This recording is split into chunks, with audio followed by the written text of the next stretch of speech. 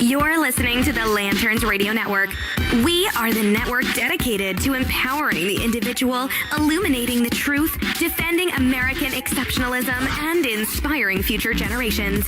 Stay connected and get involved at lanterns.buzz for great radio. Get commentary and news of the day.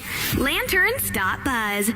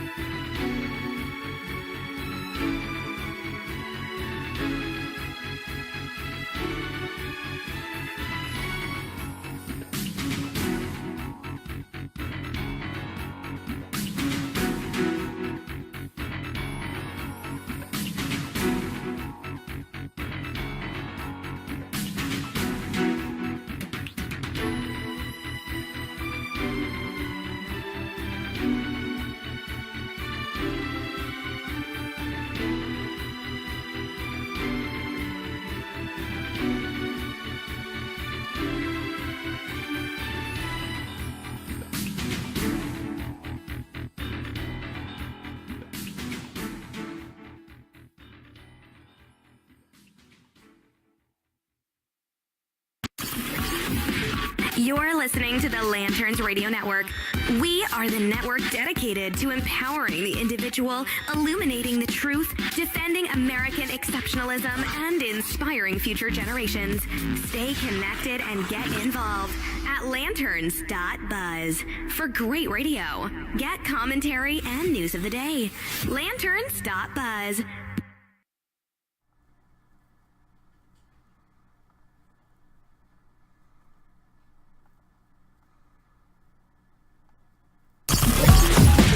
You're listening to the Lanterns Radio Network. We are the network dedicated to empowering the individual, illuminating the truth, defending American exceptionalism, and inspiring future generations. Stay connected and get involved at lanterns.buzz for great radio. Get commentary and news of the day. Lanterns.buzz.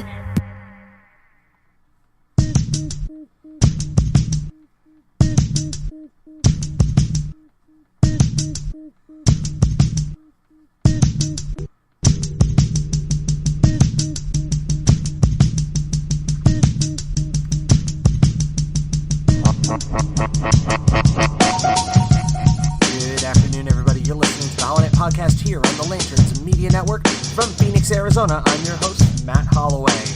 Now, right now, it is Sunday, May the 6th, in the year of our Lord 2018. But really, for me, it's Friday, May the 4th be with you.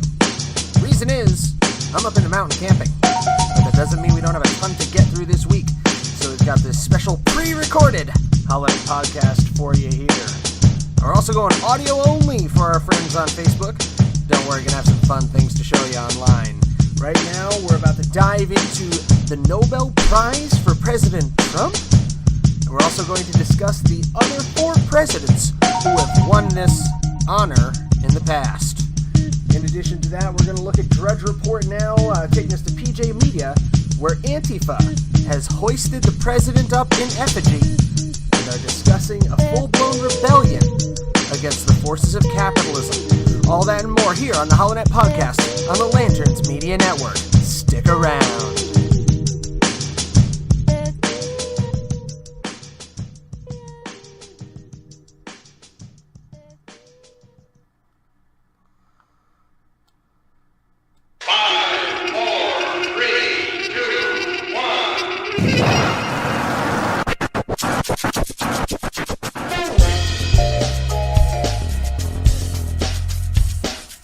You're listening to the HollowNet podcast on the Lanterns Media Network. The new conservative resistance begins right here, right now.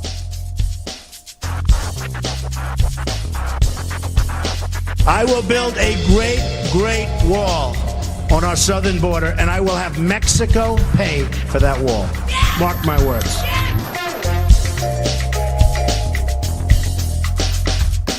The American people are frustrated because their elected officials don't listen. When we're home on the campaign trail, we say we listen. And yet something about this Senate floor, something about Washington, D.C., I don't know if it's the water, something in the air, the cherry blossom, but people get here and they stop listening to the American people. What we witnessed here today in the Security Council is an insult. It won't be forgotten. It's one more example of the United Nations doing more harm than good in addressing the Israeli-Palestinian conflict.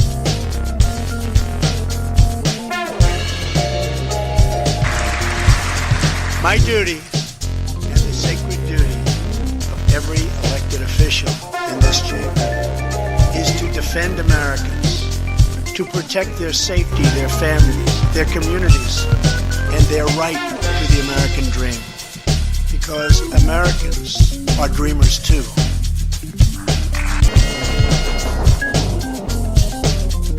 I want the people of America to be able to work less for the government and more for themselves. I want them to have the rewards of their own industry. This is the chief meaning of freedom.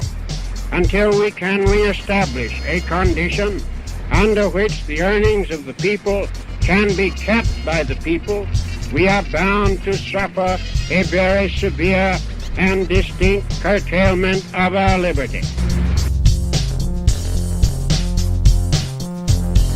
The chair recognizes the gentleman from Arizona.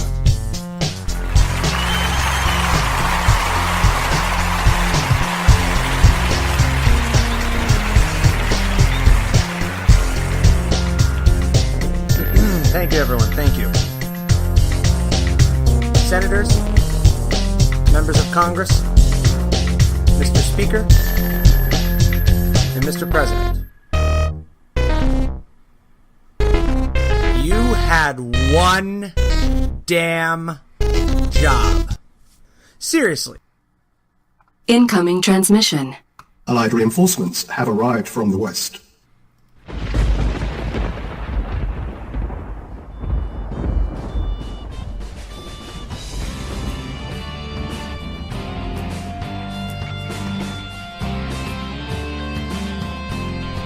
You're listening to TheHollowNet on Lanterns Media Network. The Millennial Conservative Resistance begins here.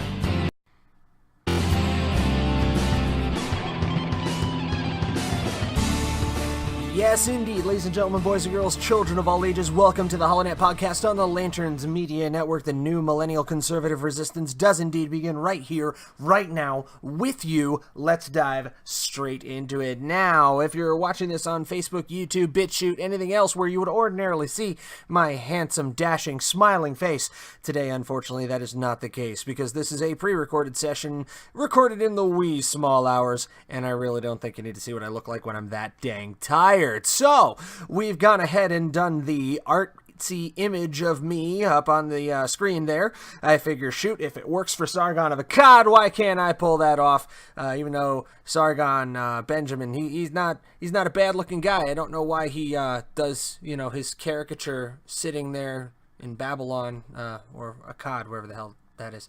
But anyway, I figured it's a cool format. I can steal it, borrow it for a show, and we'll see how that goes. But today we need to tackle something that's huge. It's bigly huge. over the past couple of days, indeed, over the past week or so, the speculation has been abounding. Will President Donald J. Trump, Donald John Trump indeed, the comb-over himself, the Orange Bandit, the wild man from New York, will he actually be nominated for... Oh, scratch that crap, it already happened. Okay, will he actually win the Nobel Prize for his, quote, tireless work to bring peace to our world? We go to the telegraph.co.uk news. Donald Trump has been formally nominated for a Nobel Peace Prize for the U.S. president's efforts to solve the North Korean nuclear tensions. A group of 18 of Mr. Trump's biggest Republican supporters in the House of Representatives sent a letter to the Norwegian Nobel Committee urging it to consider Mr. Trump for next year's award in recognition of his tireless work to bring peace to our world. Mr. Trump and North Korean leader Kim Jong-un are working out the details of a historic summit that could take place by the end of May or early June. Now, so many people on the left are just jumping all over this, and it is so strange how it went immediately from people jumping and screaming that, you know, he didn't actually do anything, there's no reason for him to win the Nobel Prize, this isn't even on him anyway. You talk out of both sides of your mouth, because 2-3 weeks ago, the chorus was, oh my God, President Trump is going to cause World War III. He's yelling at Kim Jong-un. He called him names. Yeah, he did talk some tough there. He definitely threw his weight around a bit. It was not what I would call the most, what's the word I'm looking for, diplomatic approach to diplomacy, which I think is a bit funny in and unto itself. But effective, folks. Very, very effective. That you can't possibly deny. Not even for a moment. Because at the end of the day, here's where we sit. We have hostages of North Korea repatriated. We have a historic summit taking place between the president of South Korea, Moon Jae-in, and Kim Jong-un, where Kim Jong-un crossed over into South Korea, the first North Korean leader to do so since the Korean War. How can we ignore these things? How can we possibly look people in the face and say he had absolutely nothing to do with it? I mean, it's farcical in its nature to even think that the amount of pressure that President Trump applied was completely fruitless. I mean, check this out. Moon Jae-in, Trump, Nobel. You punch in this search string.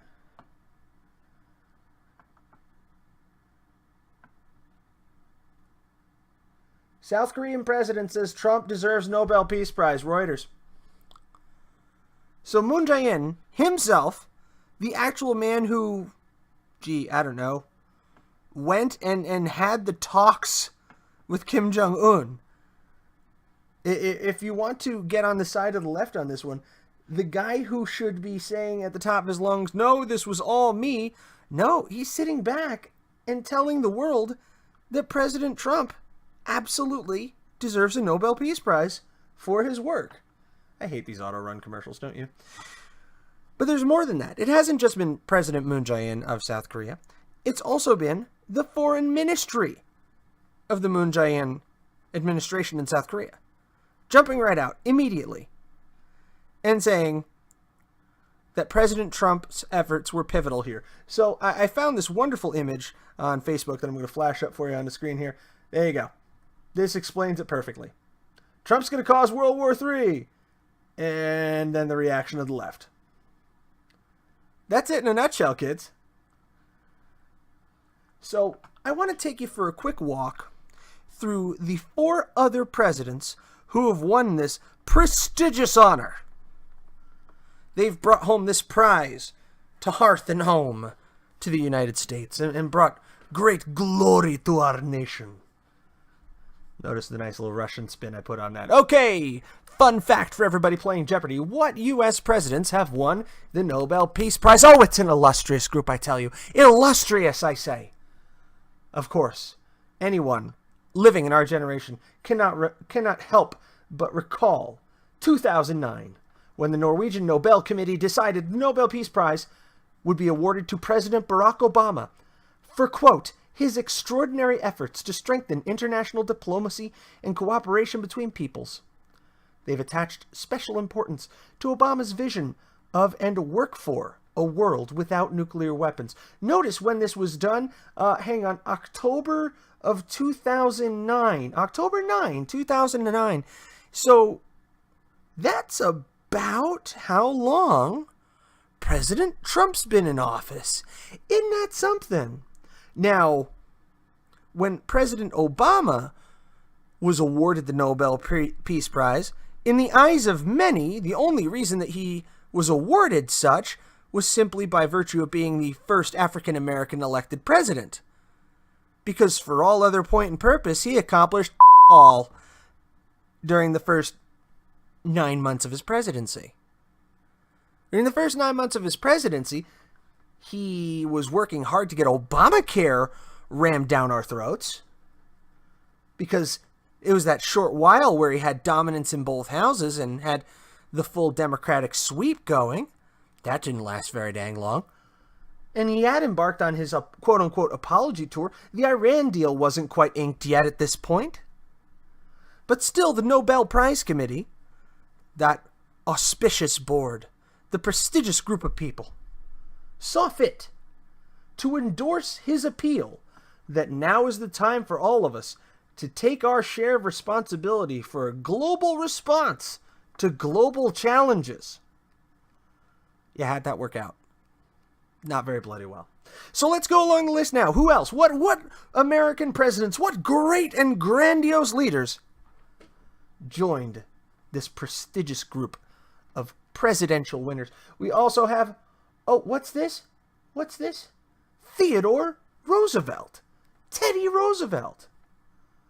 My gosh, isn't that something? Theodore Roosevelt. So, here's what the Nobel Committee actually has to say about Theodore Roosevelt.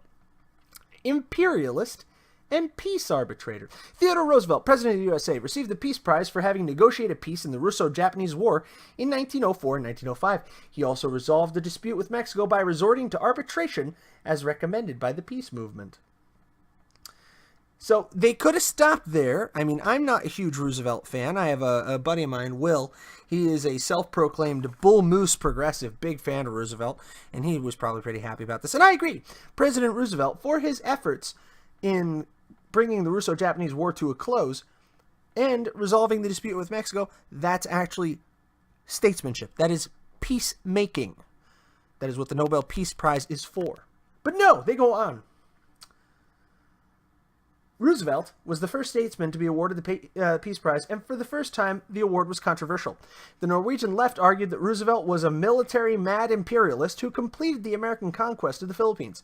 Swedish newspapers wrote that Alfred Nobel was turning in his grave, and that Norway awarded the Peace Prize to Roosevelt in order to win powerful friends after the dramatic dissolution of the union with Sweden the previous year. So, we're going to take a quick break, and when we come back, we're going to see that this was definitely not the last time that a Nobel Peace Prize was awarded questionably. And if President Barack Obama's award of the Nobel Peace Prize didn't convince you enough, wait till you hear these two. Stick around. We'll be right back. You're listening to the HollowNet podcast on the Lanterns Media Network. You can follow us on Facebook, facebook.com/HollowNet. Tweet at TheHollowNet. Find us on hollownet.lanterns.buzz. And as always, TheHollowNet.com.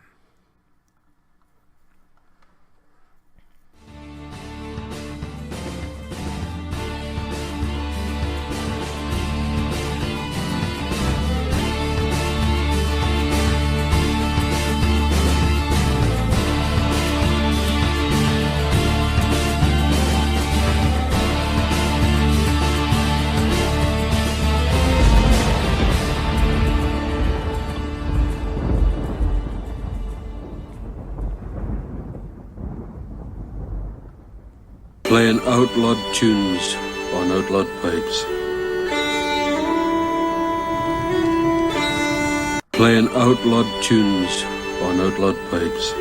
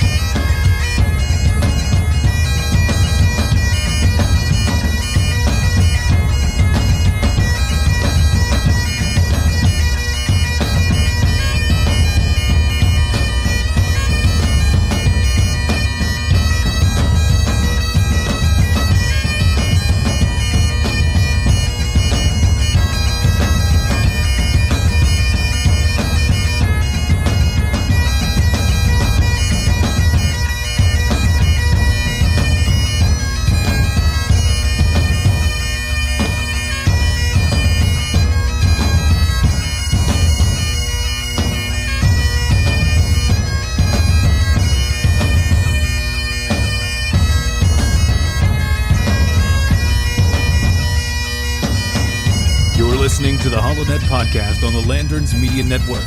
The new conservative resistance begins right here, right now.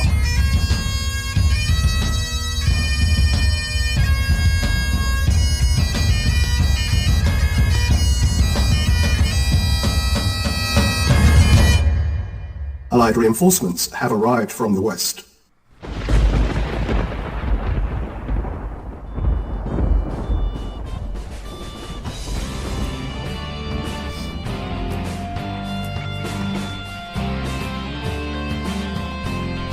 You're listening to TheHollowNet on Lanterns Media Network.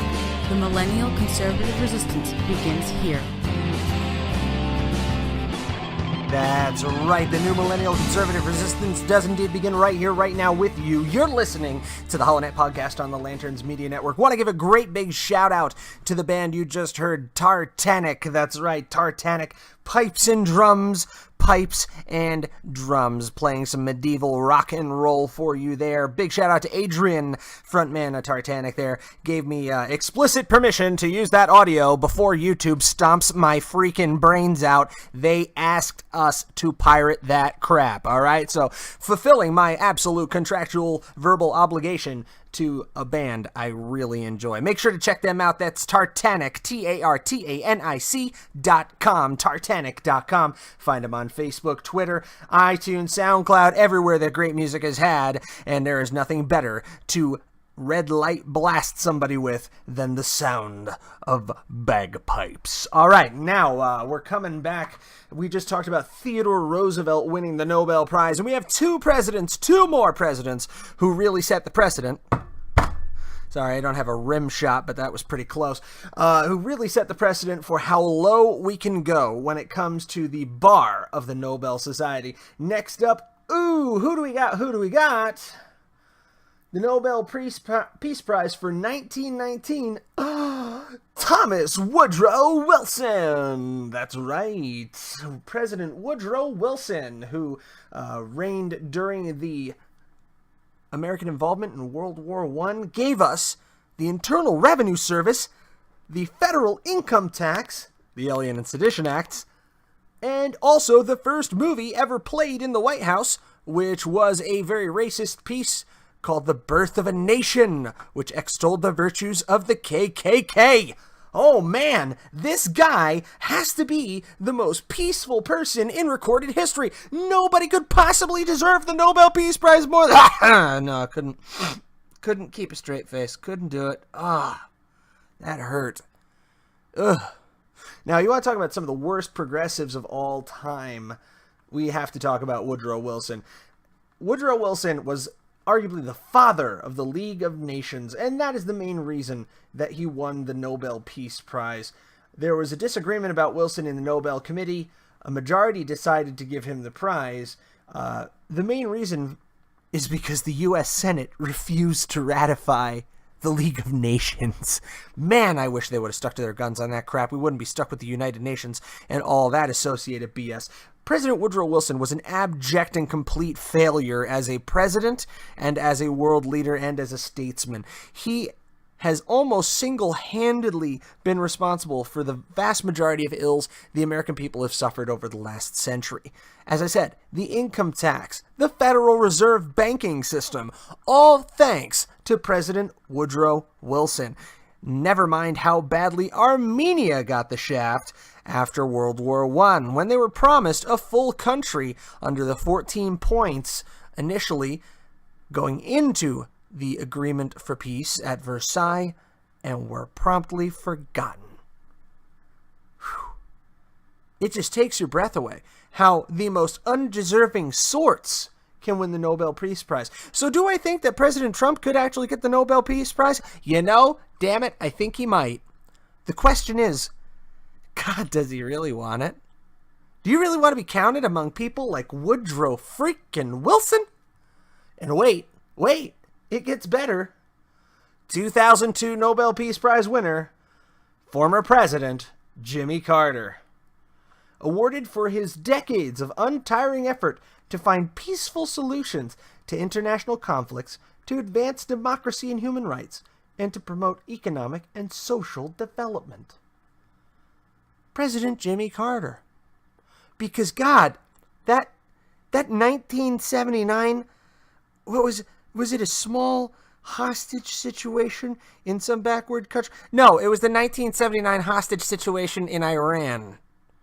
Yeah, that didn't get resolved until after President Ronald Reagan was elected because the Ayatollah wanted to diss him so bad that he released them immediately afterward. At least that's what a lot of people will have you say. I think the Ayatollah honestly didn't think that Ronald Reagan was going to put up with this crap. That's just me. Just spitballing here. But yeah, President Jimmy Carter, widely regarded as one of the greatest failures of a president in American history. This is the guy who presided over the fuel shortage in the 1970s and, of course, sat back and did absolutely nothing while a group of religious fundamentalists, extremists, took over what was once the stalwart Western ally of Persia under the Shah, and transformed into one of the most implacable enemies the United States has ever faced. Way to go, Jimmy! Between Jimmy Carter and Woodrow Wilson, I don't think two presidents in United States history have screwed up the Middle East worse between them. Although, to be perfectly honest, the Iranian situation, as much as I love him, Dwight D. Eisenhower gets a lot of credit for that because the Anglo-Iranian Oil Company, also known as BP, managed to convince 10 Downing Street way back in the 50s that they needed help in putting down the rightfully elected government of Iran, which just happened to be a president we didn't really agree with, and we kind of helped. So that's a case where there's a screw-up on the right, and it was a significant miscalculation, exacerbated by the blundering, kludgy politics of Jimmy Carter, resulting in the culmination of the Ayatollah's seizure of power in Iran and eventual takeover. So, the two Nobel Prize winners, you know, really two out of the four were just abject, ridiculous failures. One actually did achieve peace in his time, but was also a major progressive imperialist. Teddy Roosevelt, love him or hate him, everybody has their Roosevelt stage where they're enamored with the bull moose. Well, at least everybody who's a political, like I am. But, Teddy at least has his good parts. Then you have Wilson, who's just an absolute crapstorm. Carter, who's just blitheringly incompetent. And then President Barack Hussein Obama, who got a Nobel Peace Prize ostensibly for frickin' being there. Way to go, you got elected. Bravo. Nice done. Much greatness. Huge impress. They literally gave him a Nobel Peace Prize for crap that he wanted to accomplish, which in retrospect, he didn't. Could I please get the Edward R. Murrow Award for broadcasting because I'm really thinking about doing it? Or how about just the Pulitzer? I'll take the Pulitzer right now because I'm really, really thinking of writing one of the most impactful articles in the history of mankind. I think I can do it. I have a vision of it because that's what they did for President Barack Obama. They gave him a Nobel Peace Prize for his vision. I mean, seriously. For his extraordinary efforts to strengthen international diplomacy and cooperations between the people. And then when you go to the actual prize announcement itself, for the press release, okay, here we go. We have sought to stimulate precisely the international policy and those attitudes for which Obama is now the world's leading spokesman. The committee endorses Obama's appeal that now is the time for all of us to take our share of responsibility for a global response to global challenges. So he can make a decent speech. He didn't accomplish really any of this. The nuclear threat of Iran wasn't assuaged by the nuclear deal, and that didn't happen for years after the Nobel Prize was awarded to him. If anything, the situation has worsened. With the past week, President Benjamin Netanyahu revealing to the world secret captured Iranian documents showing they have demonstrably betrayed the nuclear agreement. So, let's recap. President Obama gets it for nothing. President Carter is blitheringly incompetent. President Wilson, abjectly evil. Did I mention racist and evil? And President Roosevelt actually managed to get it for making peace. I don't know. If I were Trump, I think I would do exactly what he did with the White House Correspondents' Dinner. Smile, shake his head, and sit this dance out. Tell the Nobel Committee, thanks, but shove it directly up your ass.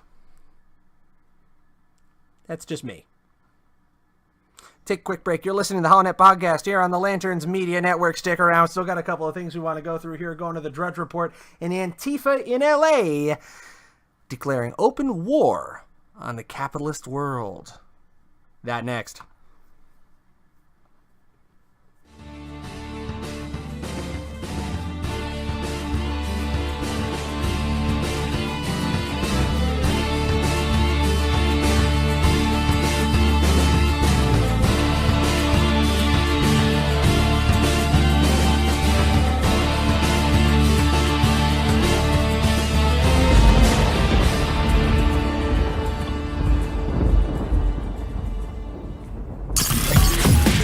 You're listening to the Lanterns Radio Network. We are the network dedicated to empowering the individual, illuminating the truth, defending American exceptionalism, and inspiring future generations. Stay connected and get involved at lanterns.buzz for great radio. Get commentary and news of the day. Lanterns.buzz.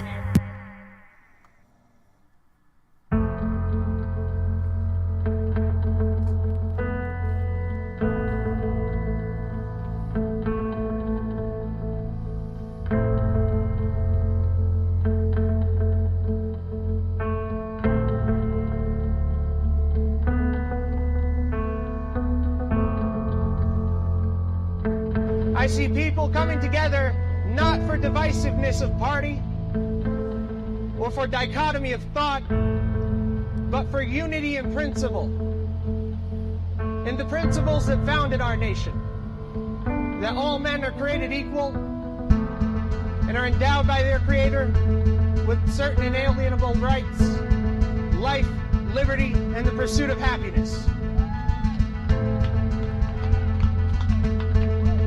Today, ladies and gentlemen, those principles are under the sternest attack that we have seen in many generations.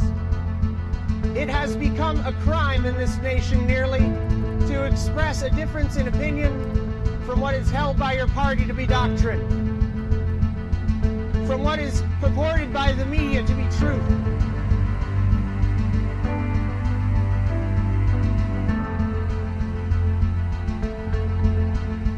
We have an opportunity to reach out to our fellow Americans regardless of their creed and regardless of their political inclinations, and unite as Americans, not as Republicans or as Democrats, as liberals or conservatives, but to unite around the principles that have guided this nation so well.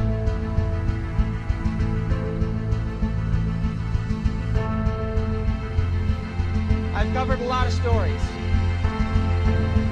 but the story that remains untold is the story of America in the 21st century, when we choose to turn back the tide against progressive socialism, when we choose to embrace the Constitution, the Declaration of Independence, and the Bill of Rights, when we remember what it is to be Americans. And that principle will not die as long as there's one man, one woman, one child who looks defiantly into the night and says, I am free.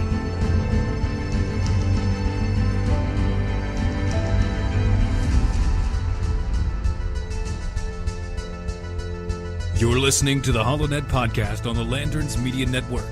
The new conservative resistance begins right here, right now.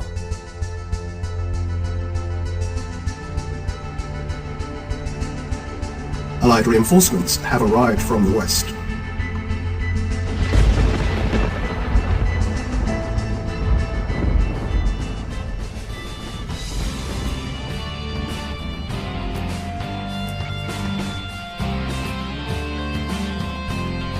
You're listening to the HollowNet on Lanterns Media Network. The Millennial Conservative Resistance begins here.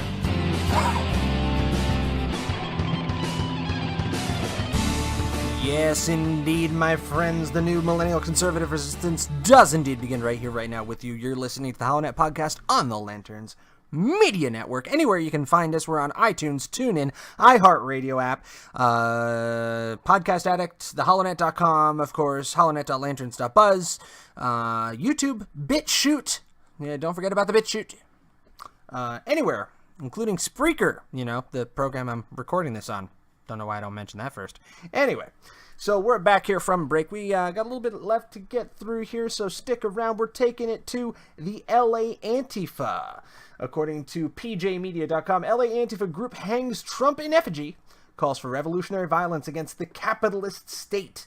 Apparently, the Los Angeles Red Guards on May Day in 2018 were involved here. An Antifa group in Los Angeles celebrating May Day by holding a small march, hanging a Trump effigy, and advocating for revolutionary violence against the capitalist state in order to create real political power.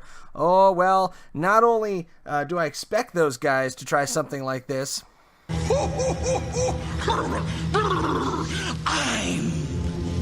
counting on it! The reason that I say that, the reason that I say I'm counting on it, is because this is when the left tips their hand too far. When they say things like, we're going to launch revolutionary violence against the capitalist state.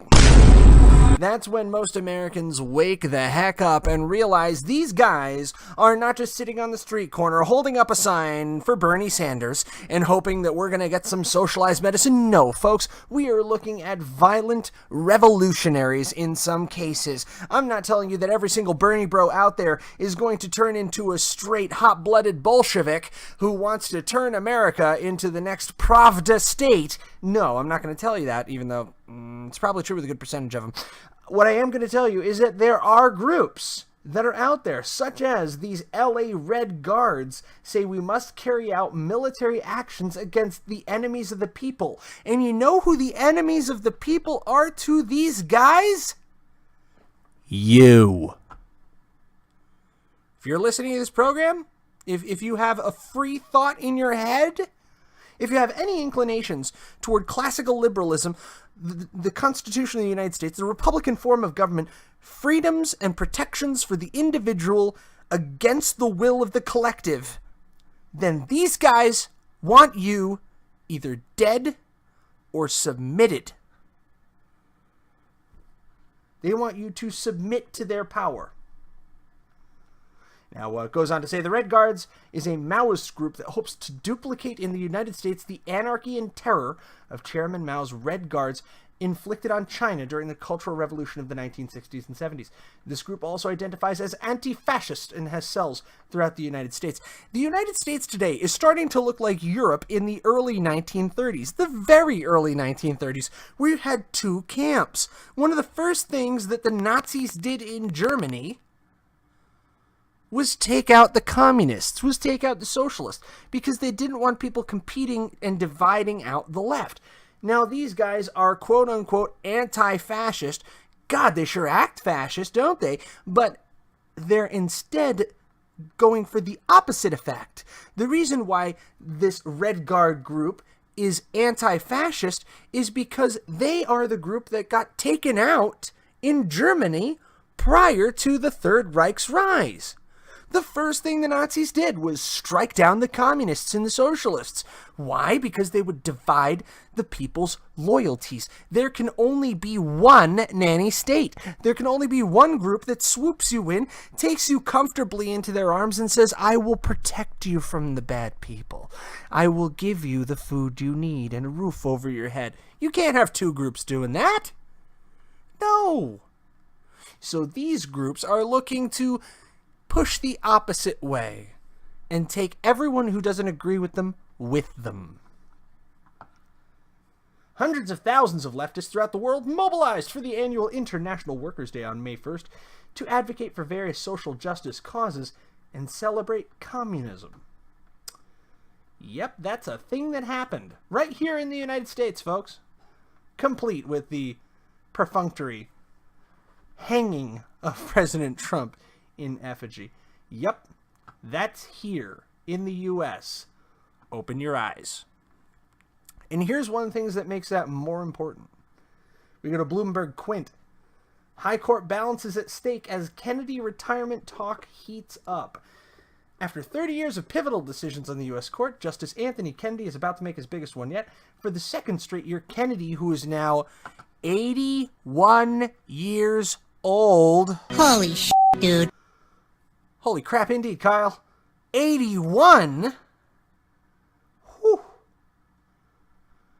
Okay, second straight year. Kennedy 81 is the focus of retirement speculation as the court approaches the late June end of its term. A retirement by the court's swing justice would give President Donald Trump his second Supreme Court vacancy to fill before a Republican Senate majority goes on the November election ballot. It would also drop a political bomb into what is already one of the country's most divisive eras since the Civil War. So we need to pay close attention here, folks, because if President Trump can manage to install another conservative justice into the Supreme Court, a real rock-ribbed conservative justice, this could tip the balance of power in the United States for easily the next 30-plus years. Time on the bench is long. And Justice Kennedy, while ostensibly one of the more conservative, has been a swing vote. I wish nothing but good for the man. You know, he's made some rulings I agree with, some rulings I disagree with. But, goodness. Can you imagine the firestorm that the left is going to put up if he resigns? That is going to become their rallying cry going into 2018 and 2020, is that they cannot allow another conservative justice on the Supreme Court. So part of me hopes that he does decide to call it quits before that election comes about. If not, it's going to get ugly fast. Because you will see just absolute daily battles in the halls of Congress. Obstructionism, the likes of which we've never seen in an already do-nothing Congress. I mean, the very nature of it could make President Trump a lame duck president going into the last 2 years of his term. Not something that we want to happen, folks. Because whether you like President Trump or you dislike President Trump, we must have a functional legislature in order to do business as a nation. And a deadlock over a Supreme Court nomination is just not what we need right now. Now, taking the news local to Arizona, the Red for Ed movement. Red for Ed. As in Ed, Ed, and Eddie. A rather decent cartoon series that I caught a couple of times as a kid. Red for Ed has drawn its close with the Arizona legislature finally adjourning sign day, so in other words, ending their entire term for this year. And Arizona is never going to be the same. Why? Because Arizona was cowed by the teachers and by the Educators Association. Teachers went back to school today, and they were met with displays of affection from their students. Students calling their teachers heroes. AZ Central reported as Red for Ed walkout ends, teachers line up to welcome students back into class. Now, the income tax plan that passed, the budget plan, I should say, that passed, is along the lines of what Governor Ducey proposed, which is the 20 by 2020 pay raise for teachers. Increased budgets, going toward increasing in-classroom expenditures and going back up to 2008 funding levels. They didn't get everything that they wanted, though. They didn't get everything that they wanted. But, as a very important band once said, you can't always get what you want. But if you try sometimes, you just might find that you get what you need. So, go to Mother Jones. Mother Jones says, Arizona's Red for Ed teachers movement just won its first big battle.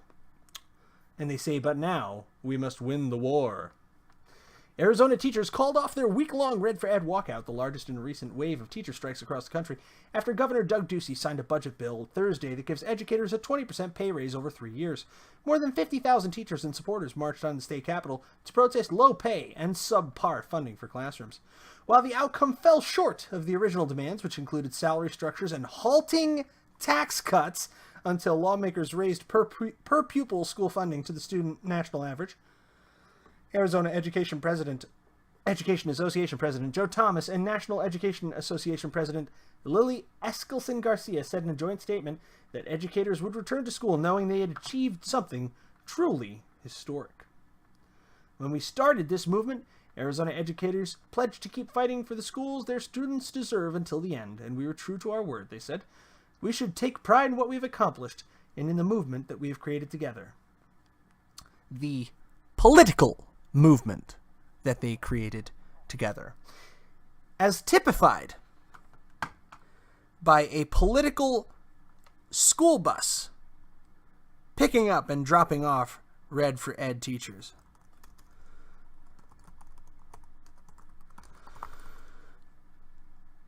it's just getting a little bit difficult to take seriously the demands of the left. It really is.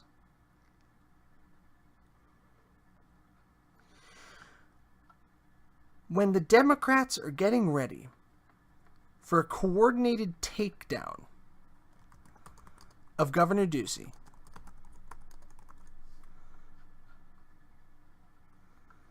yet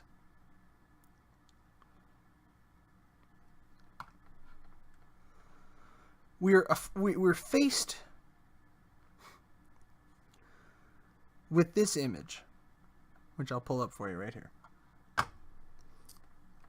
David Garcia for governor here in the state of Arizona. And yes, those are Red for Ed protesters piling out of a David Garcia for governor bannered bus. And over again, the mainstream media in the state of Arizona tells us it's not a political movement. It's about education. It's about fairness for the teachers. It's about getting them great pay. And then one of the demands is that the Arizona legislature refuse to reduce taxes until the national funding level per student is reached. Which, how in the name of God is that a reasonable measure of the quality of education in the state of Arizona? That's not measuring the quality of education or the quality of the facilities. That's measuring how much damn money you throw at it. That's all. And here we see the political motivations of the Red for Ed movement. Plain for the world to see. But the world turns a blind eye. Because it's a heartwarming tale. The teachers banded together and David slew Goliath. Not quite. Let's talk about the parents who had to miss a week of work. And how they're going to make their mortgages and rent payments this month. Or if they didn't have to miss a week of work, they had to put their children into daycare or into babysitters. Fast, quick, and in a dang hurry. Let's talk about those families that were affected. The parents that were affected by Red for Ed. I saw a Purple for Parents movement spring up surrounding State Representative Kelly Townsend, among others, over the past weekend, which I thought was a step in the right direction because so much is being said, fighting for the teachers, fighting for the students. What about fighting for the families? This isn't fighting for the students. This is fighting for two things. This is fighting for a bloody paycheck, which I will come out in front and say the teachers are underpaid, but this is not the bloody well way to do it. And number two, fighting to give Doug Ducey a black eye going into an election year. Spare me your platitudes. Oh, and I don't believe for a second that Red for Ed is done. Not for a second. You better bet your bottom dollar they're going to rear their ugly head again come November. It'll be time for the rest of their demands to be met. Just in time for a new governor to be elected. And should Arizona fail to hold against this assault, then we're going to see the unprecedented growth that Arizona has been undergoing, the coffers flush with new tax income. All of that is going to go away like that. Because right now we are just stabilizing from the mire that Janet Napolitano sunk us into, that Jan Brewer, despite herself, did her best to get out of. But only now, and don't get me wrong, I'm not running the Doug Ducey fan club here. Only now have we started to pick up our heads and look around. Only now is the job growth really coming to Arizona. Is the tax revenue increasing? So is there money there to pay the teachers? Yes. Is there money there to pump an extra $1 billion into the school system? Not so sure on that. But I can tell you this. You give a mouse a cookie, gonna ask you for a glass of milk. So, wrapping things up here from the beautiful HollowNet studios in the West Valley of Arizona. Should President Trump get his Nobel Prize? I'd say probably. He should also probably give it back. We need to keep our eyes on these educational uprisings happening throughout the state, and also on these Antifa Red Guard protests that are happening all over the country. Why? Because these two are going to start to combine. Right now, they're coincidental in some cases, but I would not be shocked if we saw these two fronts come together to lash out at the capitalist society and at our conservative republic, at least as it stands presently. What's more, as we go into Cinco de Mayo, take great care. Because now, according to the Blaze, Gonzaga University warned their students against cultural appropriation on Cinco de Mayo and said the holiday has been abused by non-Mexican individuals. Campus Reform obtained an email from the VP of Student Development, Judy Biggs, said, "Spring has finally arrived in Spokane, and this weekend marks the official end of classes at Gonzaga University. Saturday, May 5th, Cinco de Mayo is a holiday that celebrates the date of the Mexican Army's 1862 victory over France at the Battle of Puebla. It's a relatively minor holiday in Mexico. However, in the United States, Cinco de Mayo has evolved into a commemoration of Mexican culture and heritage, particularly in areas with large Mexican-American population."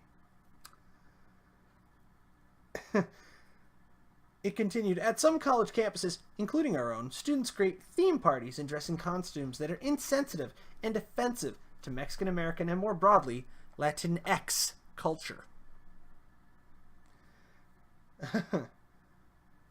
Folks, apparently we can no longer celebrate Cinco de Mayo, Chinese New Year, or really any other ethnic holiday without worrying about cultural appropriation now, can we? Sad state of affairs. Well, I'm going to go spend my Cinco de Mayo up on a mountain. That way I can be as far away from the downtown Scottsdale pub crawls as possible. In the meantime, from Phoenix, Arizona, I'm your host, Matt Holloway. Good night. God bless you, and God bless the United States of America.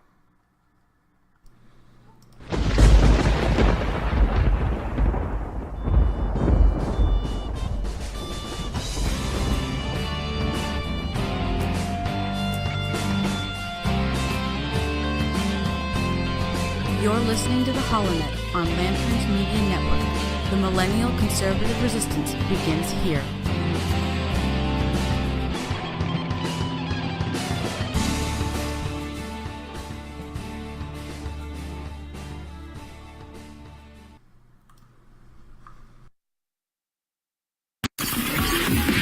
You're listening to the Lanterns Radio Network. We are the network dedicated to empowering the individual, illuminating the truth, defending American exceptionalism, and inspiring future generations. Stay connected and get involved at lanterns.buzz for great radio. Get commentary and news of the day. Lanterns.buzz.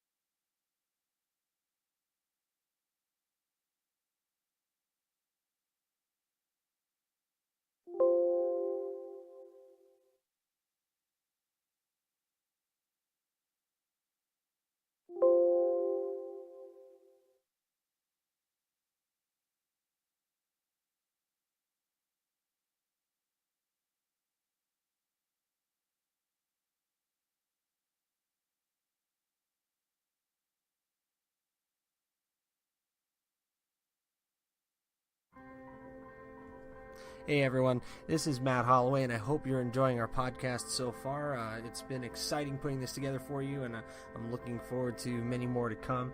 I did want to let you know that in setting up the HollowNet and getting everything launched here, we've gone ahead and set up a page on Patreon.com.